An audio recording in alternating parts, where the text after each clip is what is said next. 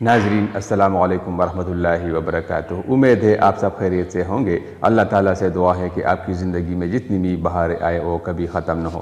ناظرین، لقمان حکیم نے اپنے بیٹے کو جو قیمتی نصیحتیں کی ہیں وہ تو قرآن مجید میں بھی مذکور ہے، لیکن آج اس میں ہم آپ کو ان نصیحتوں کے علاوہ لقمان حکیم کی عجیب و غریب نصیحتیں سناتے ہیں جس سے آپ کی زندگی بدل جائے گی۔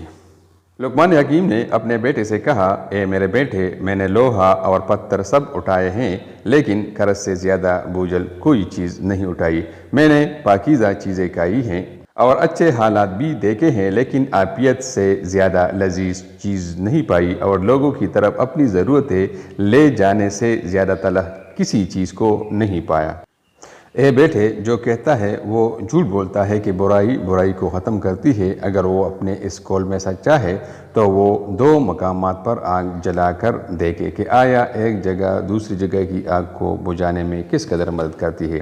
حقیقت تو یہ ہے کہ خیر اور بلائی ہی برائی کو ختم کر سکتی ہے، بالکل اسی طرح جس طرح پانی سے آگ بجھ جاتی ہے۔ بیٹے، اگر کسی کو دوست بنانا چاہتے ہو تو دوست بنانے سے قبل اسے غصہ دلا، اور اگر وہ غصہ میں اعتدال کا رویہ اختیار کرے تو پھر اسے دوست بناؤ، ورنہ دوستی سے گریز کر۔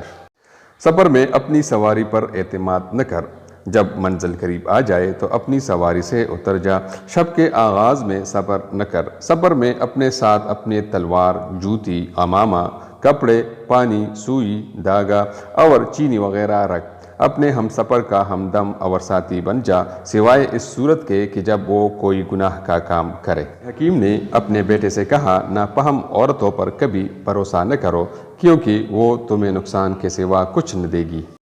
حضرت لقمان حکیم نے اپنے بیٹے سے فرمایا، حاسد کی 3 علامتیں ہیں۔ نمبر 1، پیٹھ پیچھے لوگوں کی غیبت کرتا ہے۔ نمبر 2، ان کے سامنے چاپلوسی کرتا ہے۔ نمبر 3، دوسروں کی مصیبت پر خوش ہوتا ہے۔